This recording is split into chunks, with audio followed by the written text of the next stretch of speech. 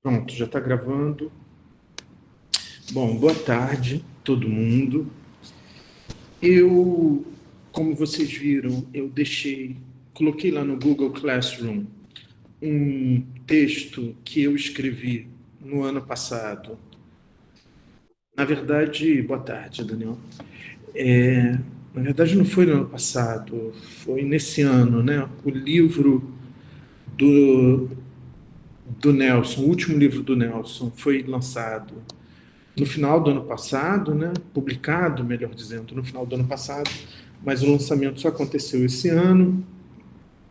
E aí, para o lançamento, eu escrevi essa resenha, que foi publicado no site da revista Cult, né? Na revista Cult Online, e eu disponibilizei para vocês esse texto e eu vou trabalhar um pouco a partir dele hoje.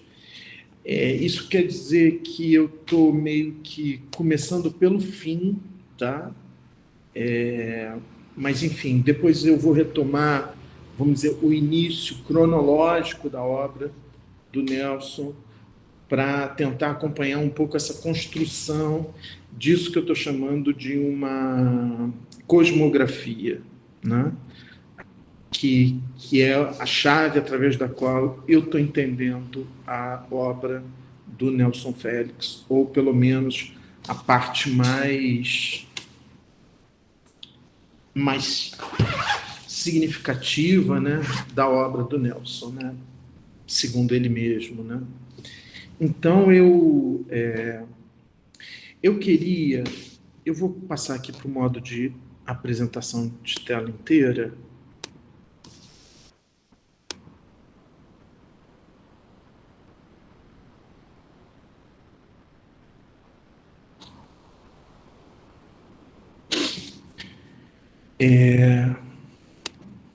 Eu queria apresentar para vocês essa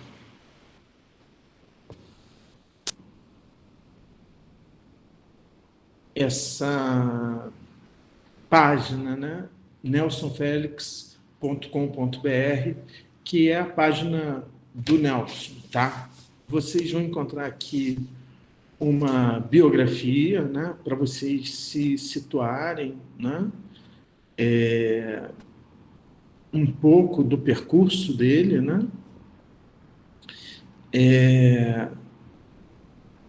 Aqui também tem uma parte de textos, né? Existe tudo sobre a obra do Nelson, né? É realmente um artista bastante estudado, muita gente já escreveu sobre Nelson Félix, né?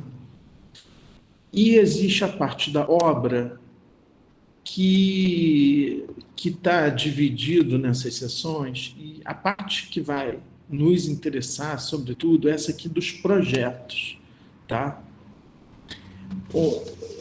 Que são esses trabalhos que envolvem longos períodos de realização, né? Quer dizer, quando ele chama de projetos, ele está dizendo que são trabalhos que não são um trabalho único, são trabalhos que são vários trabalhos que ele vai fazendo ao longo de muitos anos, mas que constituem um todo, então, como a série Gênesis, que vai de 1985 a 2014, como Cruz na América, que vai de 1984 a 2004, né? Como Concerto para Encanto e Anel, que vai de 2005 a 2009, como Método Poético para Descontrole de Localidade, que vai de 1985 a 2017, né? E, por fim, o Esquizofrenia da Forma e do Êxtase, que vai de 2017 a 2018. Tá? Eu sugiro que vocês deem uma olhada no site, tá? Eu vou fazer recurso ao site, tá? Em vários momentos aqui da aula. Então, hoje mesmo eu vou fazer recurso a ele, então seria interessante que vocês utilizassem. Embora o site dele seja bastante incompleto, assim, falta muita informação ali, mas tem também muita informação ali, né? como é uma obra já muito longa, muito grande, né? Então, ele também tem vários livros publicados, né? E esse livro, para lá,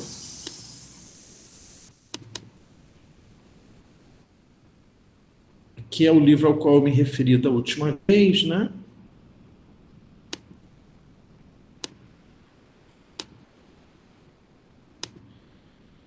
Que é, que é um livro que coroa, né? Que conclui um processo, né?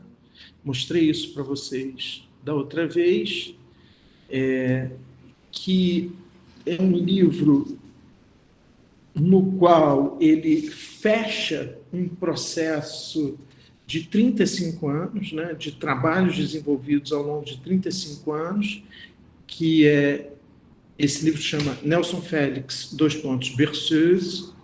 É um livro onde ele diz que esses 4 projetos aqui, que são o Cruz na América, o Concerto para Encanto e Anel, o Método Poético para Descontrole de Localidade e o Esquizofrenia da Forma e do Êxtase, são um só movimento contínuo, tá vendo? E isso é um desenho dele, né? E o que eu quero fazer junto com vocês a travessia por esses trabalhos, tá? A gente entender como é que esses trabalhos se constroem, se estruturam, se articulam entre si, né? E aí, então, esse é o último livro dele, é um livro que foi publicado no final de 2020, mas só foi lançado efetivamente em 2021, e é esse livro que eu resenho lá para o site da revista Cult, né? Então, eu queria, a resenha é essa daqui, né? Eu dei esse título, Nelson Félix, Desenho no Mundo, né? Eu fiquei na dúvida. Desenho no Mundo é o título de um dos trabalhos da série, né? E eu achei que esse título desse trabalho, de algum modo, é o título. Descreve, não vamos dizer que é o título, mas que descreve o que é esse trabalho como um todo, né? Então tem um efeito metonímico aí, né? Que é um trabalho de uma parte, mas que de algum modo descreve o que é não só essa parte, mas o que é o todo, né? Então, eu estou trabalhando com essa hipótese, né?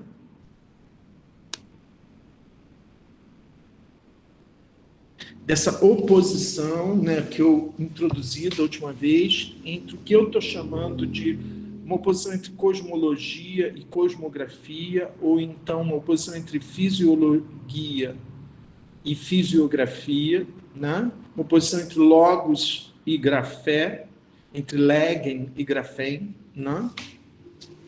E eu começo esse meu artigo, essa minha resenha, falando um pouco disso, né? Então, e aí eu queria apresentar um pouco isso hoje, tá?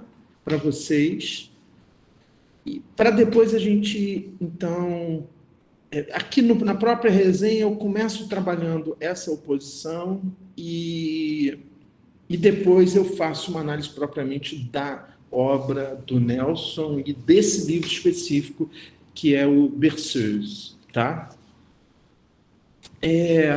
Por que eu fui desenvolver essa oposição entre cosmologia e cosmografia? Porque a gente vai ver isso, né? Porque vai ter uma hora que eu vou começar a trabalhar com as entrevistas do Nelson, com os textos que as pessoas escrevem sobre ele, né? Eu me dei conta de que o próprio Nelson às vezes fala de que há referências cosmológicas no trabalho dele, né? Então, um trabalho, eu falei um pouco já sobre isso, né, da última vez. Eu dei alguns exemplos do trabalho dele, né, trabalhos que trabalham com a referência à inclinação do eixo da Terra em relação ao eixo do Sol, né, assim, enfim.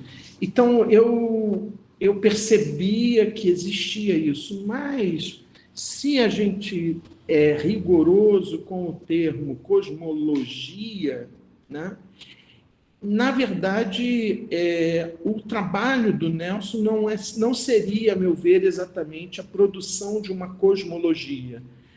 Quer dizer, que ele trabalha com algumas referências cosmológicas, mas que o que ele produz não é uma nova cosmologia, né?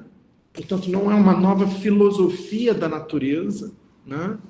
Mas o que ele produz é uma espécie de cosmografia, né? E aí eu estou tentando trabalhar essa noção de cosmografia, né? Que é uma noção que em filosofia não existe, né? Eu estou tentando construir essa noção, né? Professor? Então, sim, pois não. Oi, me desculpa, se permite uma pergunta, sim? Claro, eu queria dizer para vocês que vocês podem sempre me interromper a qualquer momento, não precisa pedir desculpa, nada disso. Por favor.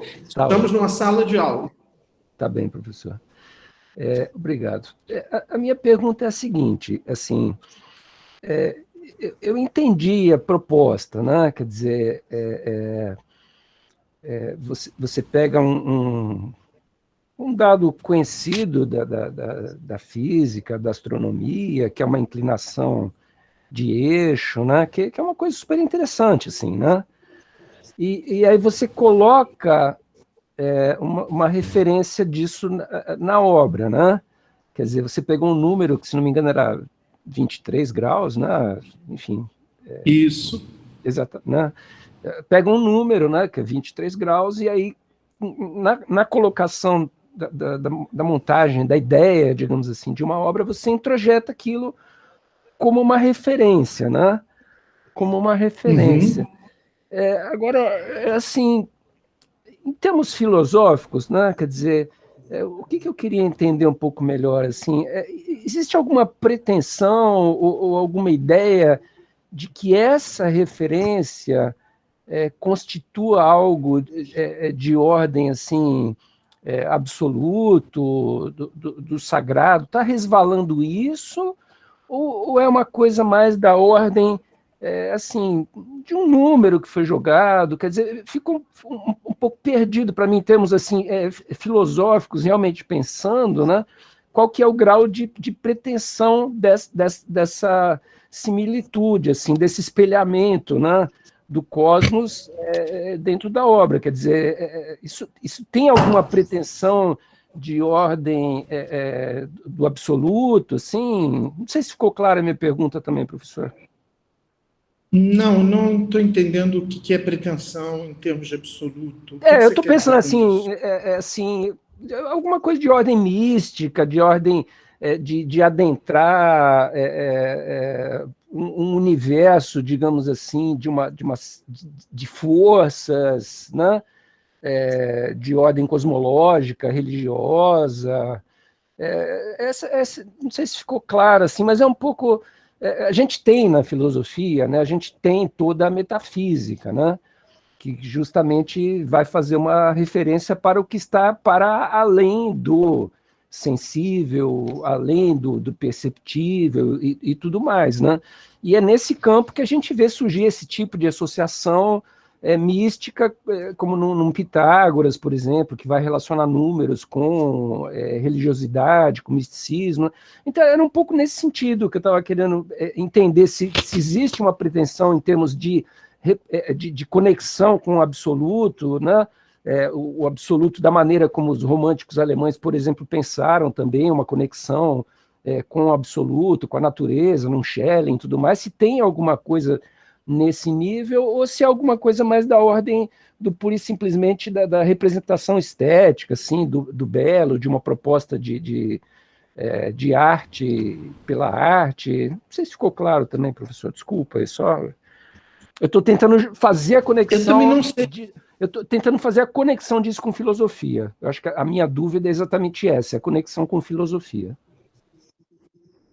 Tá, eu não sei também se eu entendi exatamente o que você quis dizer, tá?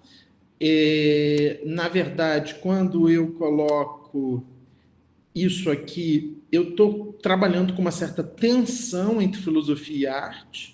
Eu não estou colocando a obra do Nelson Félix aqui, né, na cosmologia, na filosofia. Eu estou colocando ele claramente, explicitamente no campo da arte, né? Então, há uma tensão, né? Há uma referência à filosofia, há uma referência à cosmologia, mas o que de fato ele está fazendo é arte. E aí eu estou, então, como não existe um nome para, então, qual é o tipo de relação que ele estabelece com a natureza, com o cosmos, com o mundo, com a physis, eu estou propondo esse nome, que não existe na filosofia, que é esse nome de cosmografia. E aí eu estou tentando formular o que seria isso, né? Então, na verdade, há uma tensão com referências cosmológicas, fisiológicas, naturais, mas, na verdade, o que ele produz não é uma nova cosmologia, é isso que eu estou tentando pensar, mas a gente tem um semestre inteiro para isso, né, para fazer esse trabalho, de construir esse conceito de cosmografia, tá? Com relação ao que você está falando do absoluto, eu acho que, veja bem, existe uma dimensão espiritual muito forte na obra do Nelson Félix. Ele fala sobre isso muitas vezes, né? Isso aparece de muitos modos, né? Então, por exemplo, ao mesmo tempo que surge essa referência à inclinação do eixo da Terra em relação a essa inclinação, que é uma inclinação, veja, não é criada por ele, é uma referência a um fato, né? O eixo da Terra está, em relação ao eixo do Sol, ele está numa inclinação de 23 graus. Cada planeta tem uma inclinação precisa, diferente, né? Cada um possui a sua, né? Ou seja, nenhum planeta do sistema solar tem um eixo no mesmo grau do Sol. Todos eles têm algum nível de inclinação, né? E o da Terra são 23 graus, né? Agora, então, assim, mas existem referências, então, por exemplo, a figura do Buda, ela aparece em vários trabalhos do Nelson, por exemplo, só para falar numa outra referência, né, que é uma referência a uma experiência religiosa, que é o budismo. Então, um dos trabalhos mais importantes do Nelson é o Grande Buda, né, que é aquele trabalho que foi realizado lá no Acre, na floresta amazônica, né, que ele toma um certo cuidado quando ele dá título a esse trabalho, né?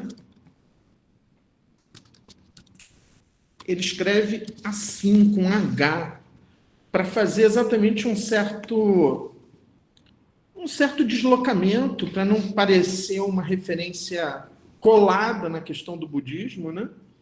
Mas, de qualquer modo, a própria figura do Buda, ela é uma figura que, às vezes, ele faz pequenas esculturas, e essas pequenas esculturas do Buda, às vezes, eles aparecem em alguns trabalhos, tá? O Nelson Félix, ele tem uma série de experiências, né? Mas das quais ele fala muito pouco, porque ele não gosta que o trabalho seja levado para aí. Ele acha que isso tem que aparecer no trabalho de modo simplesmente porque está nele e é ele que faz os trabalhos, né? Mas ele tem uma série de experiências e também uma grande leitura de filosofias orientais, religiões orientais. Ele é um praticante de yoga desde a juventude, etc.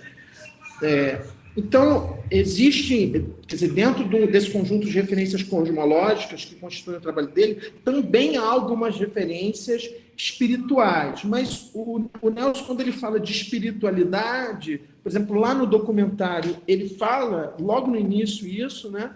Que para ele o espiritual não é religião, não é, o espiritual tem a ver com conflito.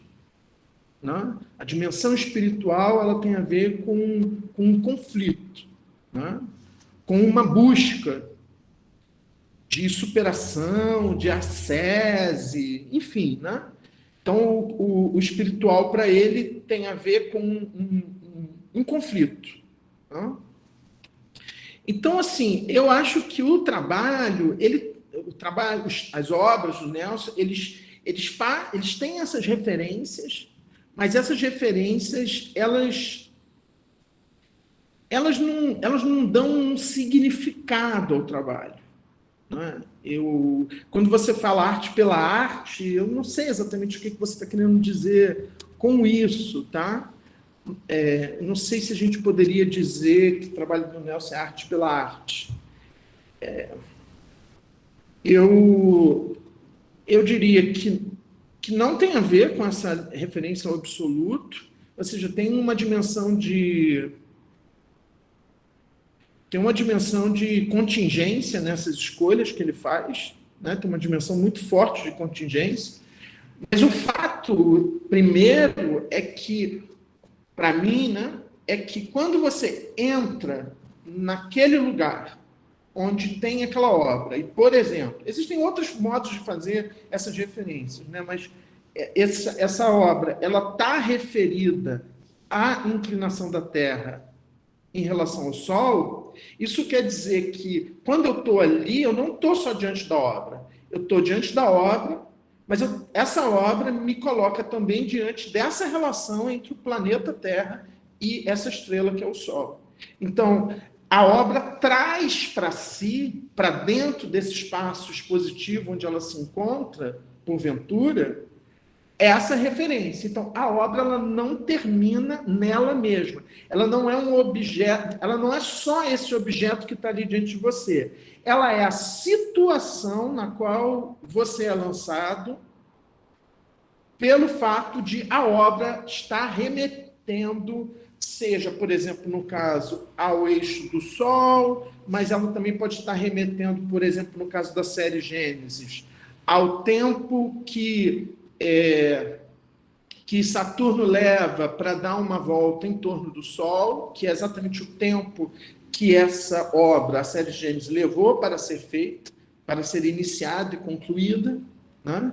Então, quando essa obra é iniciada, Saturno está numa posição, e quando ela é concluída, Saturno está nessa mesma posição que ele se encontrava no início. Né? Então, é um trabalho cheio dessas referências cosmológicas, mas há uma suspensão, é isso que eu queria convidar você a fazer, isso é fundamental, há uma suspensão quanto ao significado disso. Não há um significado disso. Há apenas essa referência. Então, você não tem acesso ao que isso significa. Né? O que você tem acesso é essa situação na qual a obra te lança. Mas ela não. Então, isso quer dizer que ela te convida, a obra, a se situar nessa situação cosmológica a partir da qual ela se constrói. Então, isso quer dizer que quando eu fiz essa experiência, nesse dia em que eu estive lá no Museu da Vale do Rio Doce, e eu entrei, e eu fui remetido a essa questão da inclinação do eixo da Terra em relação ao eixo do Sol, e eu fui remetido também, não só a isso, eu fui remetido a esse fato de que aquela obra, ela estava localizada num paralelo que é o mesmo da cidade de Camille, na Bolívia, e que o Nelson tira uma foto em Vitória, Vila Velha, olhando na direção de Camille, e depois vai a Camille e tira uma foto em Camille, olhando na direção de Vila Velha, essas coordenadas pertencem à obra.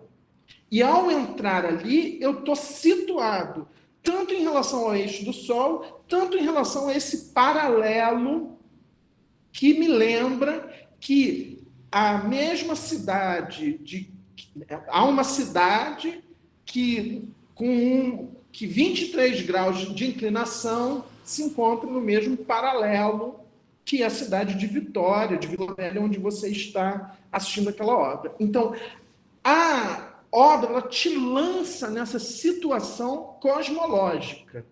Mas ela não tem, aí é por isso que eu digo que não é uma cosmologia, é uma cosmografia. Ela não tem um logos sobre isso. Ela não tem um discurso dotado de sentido, de significado. Ela é apenas uma escrita. Ela é apenas uma grafia, né? Então, eu estou muito inspirado, embora eu não tenha ainda falado sobre isso, mas eu estou muito inspirado nessa ideia de grafia, né? De grafé, né? Para trabalhar com o termo grego, para entender isso, né? Eu estou muito inspirado nessas coisas da escrita, eu estou muito inspirado pelo conceito lacaniano de letra. Tá? O que o Lacan diz? O Lacan, né? ele vai desenvolvendo ao longo da obra dele uma oposição que só vai ficar mais clara mesmo a partir mais para a fase final da obra dele, uma oposição entre significante e letra. E o que é essa diferença? Então, nesse sentido, eu diria que as obras do Nelson Félix não são significantes. Elas não têm significado. Elas são letras. Então, o Lacan ele vai trabalhar com essa ideia de que o significante é fundamentalmente alguma coisa que pode ter um significado, que faz com que a gente se pergunte por um significado. Enquanto que a letra é alguma coisa que é da ordem do não sentido.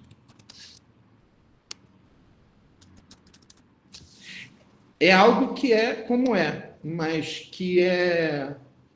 É claro que você pode ir lá, ver a obra do Nelson e se perguntar por esse sentido, por esse significado. Por exemplo, você pode se perguntar, como você está se perguntando, né? Está me perguntando, né? Mas também está se perguntando se essa obra tem algum sentido no místico, se ela faz alguma referência ao absoluto. Você pode se perguntar. Quando você faz esse tipo de pergunta, quando você faz esse tipo de questão, você está entendendo a obra do Nelson como um significante. E aí você pergunta pelo significado dessa obra. Então, essa dimensão do significante, do significado, seria essa dimensão cosmológica. Ou seja, seria essa dimensão do logos, filosófica. Enquanto que a dimensão artística seria uma dimensão cosmográfica. Ou seja, não tem a ver com o logos, tem a ver com a letra, né? Com algo que é como é. Então, a questão toda há uma referência a essas marcações cosmológicas, mas o que ele quer dizer com isso? A minha hipótese, como filósofo, é que ele não quer dizer nada com isso. Ele quer apenas fazer com que você faça a experiência de estar nessa relação, de estar situado nessas referências. Não para saber o que isso significa ou aonde isso te leva, simplesmente para se lançar nessa experiência. Eu não sei se eu estou conseguindo explicar a sua pergunta. Então, isso quer dizer, não há uma Acho que busca nem mística. Cai numa coisa meio Fala. Wittgenstein, assim, né? De jogos de linguagem, assim, talvez, onde eu sou jogado dentro desse bric-brac, assim, dessa... Ele tem uma lógica, né? Pode não ser cosmológica, mas é justamente Mas eu acho grafológica, né? diferente dos jogos eu acho diferente Uhum. dos jogos de linguagem, porque os jogos de linguagem são jogos propriamente estão aqui nesse âmbito do logos, ou seja, eles são jogos de linguagem, eles são jogos que nós compartilhamos e através dos quais nós nos comunicamos. Então, existe um significado. Nos jogos de linguagem, existe o significado, só que esse significado o Wittgenstein vai definir como sendo o uso, tá? Mas é um uso compartilhado, então você entende o jogo, você consegue jogar o jogo, né? No caso da letra, não se trata de jogo de linguagem, se trata de um puro objeto. Não é um significante, não é um instrumento de comunicação, é uma obra de arte, é um objeto. É um objeto e você vai ali fazer a experiência desse objeto. Objetos não têm significado. Então, quando você fala dos jogos de linguagem, os jogos de linguagem são jogos de linguagem. Ou seja, eles têm um significado. Mesmo que o conceito de significado nos jogos de linguagem seja diferente do conceito de significado. Por exemplo, eu acho os jogos de linguagem muito parecido com o que o Lacan diz sobre um significante. Por exemplo, Lacan vai dizer que o significado é o efeito do significante. Eu só posso saber depois qual é o significado que um significante ganha. Um pouco como Wittgenstein. Wittgenstein, a noção dele de jogos de linguagem, ele implica que o significado de alguma coisa sempre se dá naquela situação, né, ali. Mas há um significado. No caso da letra, eu estou mais no âmbito do não sentido. Eu estou mais no âmbito de uma pura escrita. Mas uma escrita que não é um instrumento de comunicação. É um objeto. É um objeto. Né? Então, e aí, nesse sentido, você faz a própria experiência da Terra e do Sol como objetos não dotados de sentido. Tá? Então, a questão do sentido some, desaparece. Né? Então, por isso que eu acho que se trata de uma cosmografia e não de uma cosmologia, porque uma cosmologia ela sempre permite a introdução dessa questão do sentido. Sim, Gabriela. Professor, só para confirmar se eu estou indo na sua linha de raciocínio, para o senhor, então, teoricamente, a arte dele seria... Por favor, só um pedido. Não me chama de senhor. Eu não gosto que me chame de senhor. Pode me chamar de você, por favor. Cláudio, você. Desculpe. Não, vou te chamar de senhora. Né? Não, vou chamar não, senhora Gabriela. Mas então o que você está falando é que a arte dele seria uma materialização do que ele pensa acerca dessas relações de natureza. Então, tipo... Não sei se é o que ele pensa. Uhum. Desculpa, conclui, eu te interrompi. Só para terminar, quando a gente tem um contato com a arte dele, é como se a gente fosse levado ao pensamento dele, naquele momento, sobre o que ele estava pensando, como se a gente entrasse na mente do processo criativo dele. A arte seria não um objeto estático e parado, mas uma coisa que nos levaria até aquele momento.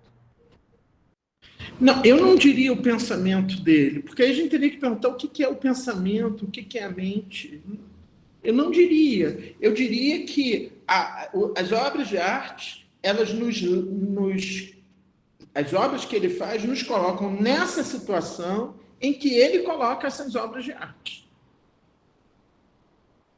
Isso quer dizer, se você chamar isso de o pensamento, você pode até chamar isso o pensamento da obra. Eu falo um pouco isso no texto, né? O que é o pensamento da obra? Para o Nelson, o pensamento da obra são esses desenhos que ele faz. Né? Então, por exemplo,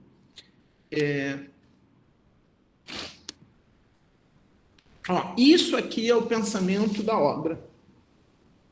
Tá? Então, existe uma relação fundamental para o Nelson entre pensamento e desenho. Então, de novo, essa questão, o que é o pensamento na arte? O pensamento na arte é uma coisa muito diferente do pensamento na filosofia. Né? O pensamento na arte é, por exemplo, esse fato aqui, no caso do Berceuse, que ele diz que esses 4 projetos são um só movimento contínuo. Mas ele não diz o que isso significa, ele simplesmente estabelece que esses trabalhos são um desdobramento um do outro. E isso e aí ele vai, tá vendo? Aqui tem o Cruz na América, que é o primeiro trabalho de todos. Depois ele tem aqui, por exemplo, você tem o Cruz na América aqui, tá? Isso aqui é não sei se vocês conseguem ver, isso aqui é a América do Sul, tá? Então você tem o Cruz na América aqui, mas ao mesmo tempo o Cruz na América ele faz referência ao último trabalho da série, que é o Esquizofrenia da Forma e do Êxtase, que é um trabalho que faz aquele triângulo, né? Onde uma das extremidades está em Ushuaia, no extremo sul do continente, uma outra está aqui em Anchorage, no Alasca, no extremo norte do continente, e você tem Paris aqui, que é o local de pensamento, que é o local onde ele faz os desenhos do trabalho, e você tem São Paulo, que é onde esse trabalho, que eles chamam de local da matéria, onde esse trabalho vai ser exibido lá na Bienal de São Paulo. Tá? Então, esse desenho aqui é o pensamento do trabalho. Então, o pensamento do trabalho é um desenho, é uma grafia, é uma escrita, não é um discurso, não é um logos, é uma grafé. Então, não é que a gente tem acesso ao que está na mente dele, ao contrário, a gente tem acesso à pura exterioridade do trabalho. Então, quando eu vou lá, tá vendo aqui, ó, isso aqui é um outro desenho, né? Eu começo esse texto, essa resenha que eu fiz, falando exatamente disso, né? Que nos desenhos do Nelson Félix, você não tem só imagens, figuras, você também tem palavras, né? Você tem traços, você tem palavras, você tem imagens, né? Então, isso aqui, por exemplo, é um desenho, tá? Então, por exemplo, aqui, ó,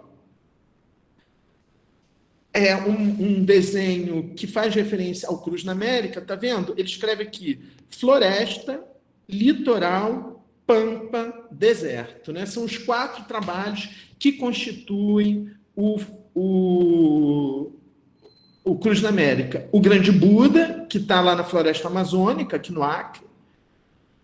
O Mesa, que está aqui no Pampa, né? Na fronteira do Rio Grande do Sul com o Uruguai. O Vazio Coração no deserto, que está lá no deserto do Atacama, que foi realizado no deserto do Atacama, né? É uma série de fotos, né? São 6 fotos, né? E no litoral você tem a escultura que é o Vazio Coração, que está lá no litoral do Ceará, né? Então, esse trabalho, o que ele significa? Qual o significado dele? Ele não tem significado nenhum. Ele não é cosmológico. Ele é cosmográfico. Ele é uma escrita. Ou seja, ele é uma... Através desse trabalho, ele consegue juntar trabalhos distintos, em pontos distintos do espaço e paisagens distintas. Então, quando você vai lá no Pampa e vê a mesa, ela está lá até hoje. Ela fica num campus de uma universidade, você pode visitá-la. Ela é uma obra viva, né? Porque as árvores estão crescendo, né? Deixa eu ver se eu encontro imagens aqui.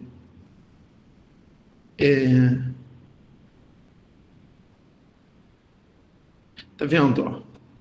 O Pampa, a mesa, é esse trabalho aqui, tá vendo? É essa mesa de aço, né? que as árvores vão crescendo e vão subindo a mesa junto, né? Porque tá vendo aqui, ó, as árvores foram plantadas de tal modo ao lado que quando elas crescem, tá vendo? Elas vão o elemento natural sustenta o elemento orgânico, né? Produzido pelo homem, né? Então com o tempo, como essas árvores vão crescendo, elas vão sustentando essa mesa, né? Essa obra ela está acontecendo porque essas árvores elas vão crescer assim 500 anos, entendeu? Então isso aqui é um desenho dele que mistura fotos que foram feitas em momentos diferentes desse trabalho com traços, com palavras que ele vai escrevendo, né? Então, quando você está aqui, lá no Pampa, vendo essa obra, você sabe que essa obra é um pedaço de uma obra maior, que é o Cruz na América. Essa obra aqui, especificamente, ela se chama Mesa, tá? Ó, isso aqui, tá vendo? É uma foto mais antiga do início do trabalho. Você está vendo que as árvores ainda eram pequenininhas, elas tinham até um bambuzinho, um graveto assim para elas ficarem, né? O início do trabalho é esse aqui. Aí você vê, alguns anos se passam, né? Essas árvores crescem e elas já vão dando sustentação, né? Então, quando você vê esse trabalho e você sabe que esse trabalho faz parte do Cruz da América, você sabe que você está no Pampa, você está num pedaço do trabalho que engloba 4 outros trabalhos em paisagens radicalmente distintas dessa onde você se encontra. Então, quando você está diante desse trabalho, qual é o significado desse trabalho? Nenhum, zero. Mas esse trabalho, ele é um puro objeto diante do qual você está, um objeto sem sentido. Isso que Lacan vai chamar de letra, em oposição ao significante. Então, esse trabalho não é um significante. Ele é uma letra, porque, segundo o conceito lacaniano de letra é um objeto produzido, mas que não tem nenhum significado, né?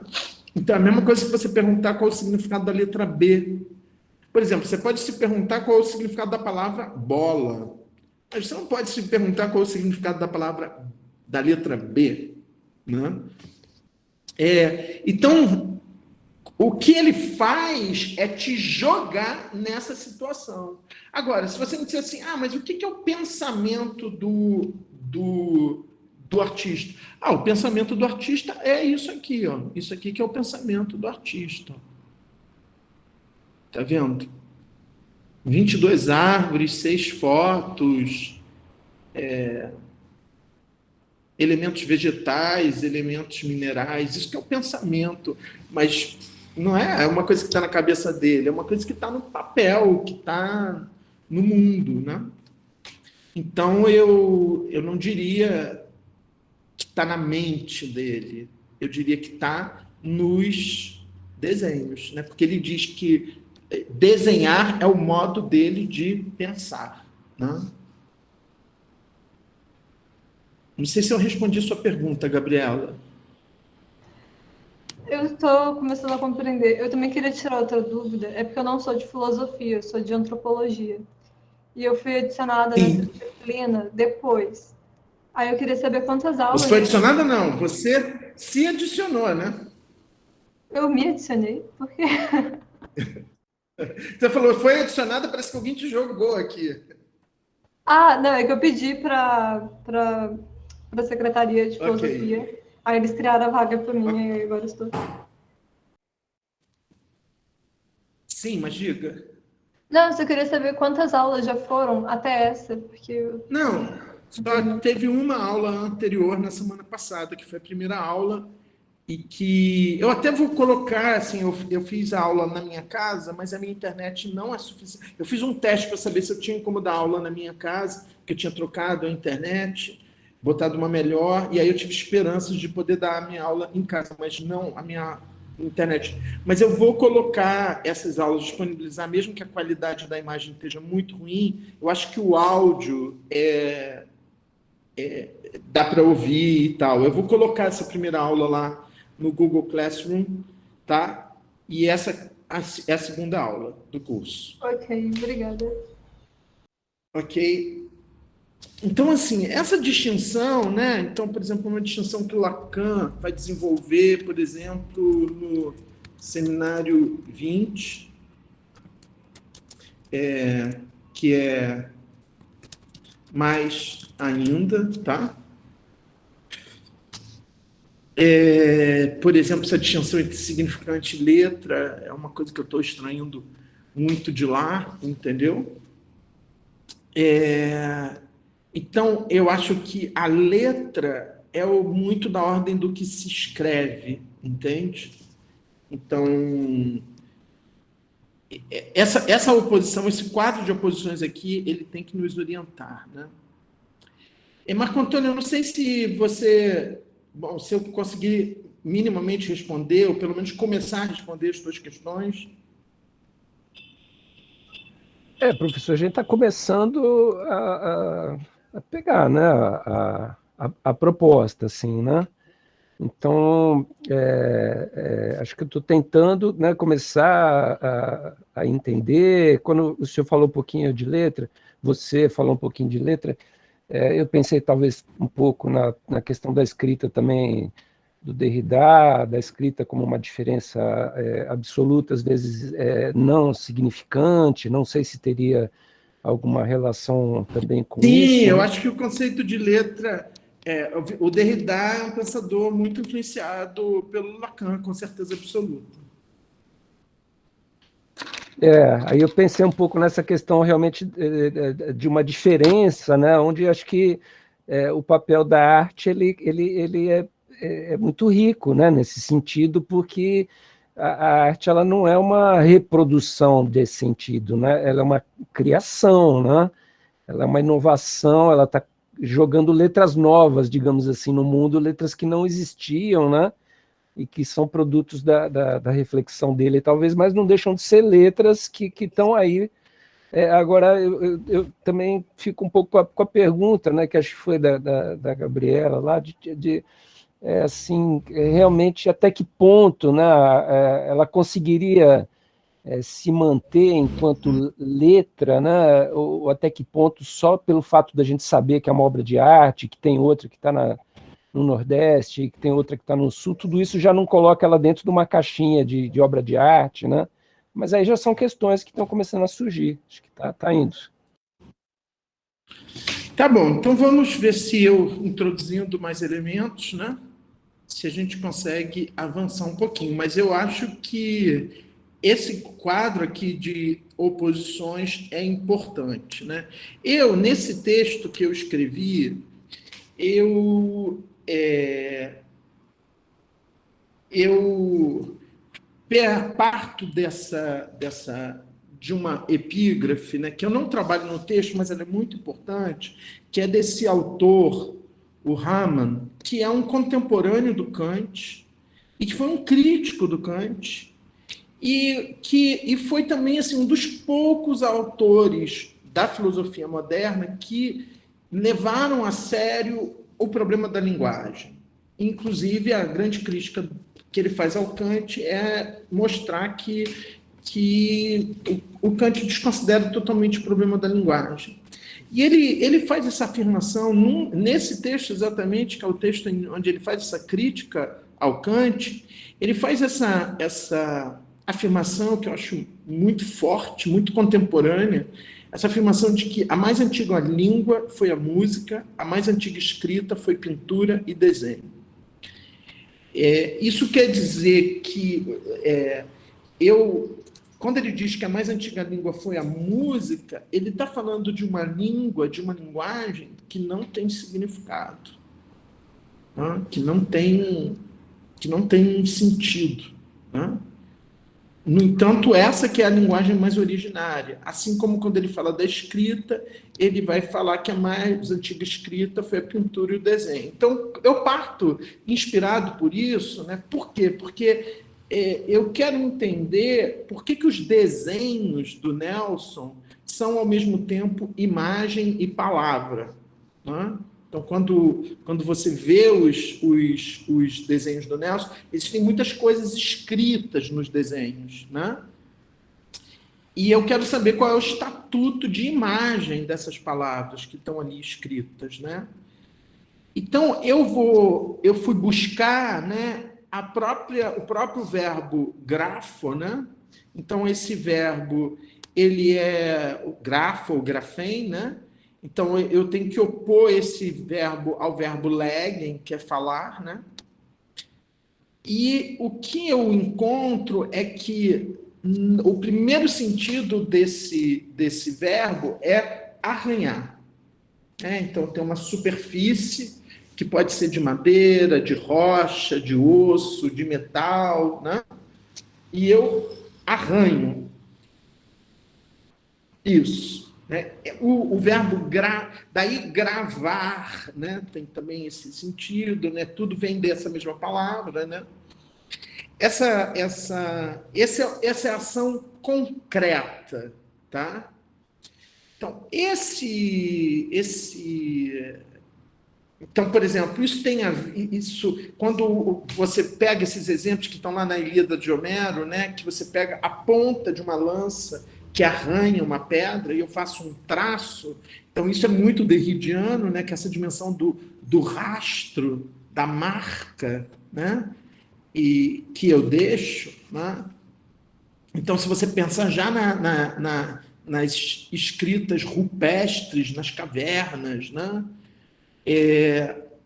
Então, tem uma necessidade humana de fazer esses traços, de marcar, né? De deixar um rastro, né? Então, esse movimento, ele está na origem, a partir do momento, ele vai significar ação de escrever signos numa tabuleta de cera ou de barro, né? Que é antes de existir o pergaminho, né? Em vez de escrever com tinta, né? Eu escrevia com estilete numa camada fina de barro ou de cera, né? E você podia tanto apagar isso e escrever por cima, como você podia também colocar isso no forno e aquilo ficava permanente, né? Então, esse verbo, ele diz primeiro essa dimensão de arranhar, depois isso vai passar a ter o sentido de representar através de linhas, delinear, desenhar, pintar, né? E num segundo momento, de se expressar através de caracteres escritos, escrever. Então, tem uma gênese semântica aí, né, que é nessa ordem: arranhar, desenhar, escrever. Então, o que eu estou com isso tentando? Eu estou tentando me aproximar de uma dimensão mais real do ato de escrever. Ou seja, uma dimensão buscando menos a dimensão do significado, menos a dimensão do sentido, menos a dimensão simbólica do que aquilo significa, mas a dimensão real, material, vamos dizer assim, coisal desse ato. Então, esse ato, na origem, o ato de escrever, ele não se distingue do ato de desenhar, de pintar. Então, é isso, porque já que eu estou falando de uma cosmografia, eu tenho que entender o que eu estou chamando de grafia, né? E essa grafia é arranhar, desenhar, escrever. Uma mesma, num certo sentido, assim,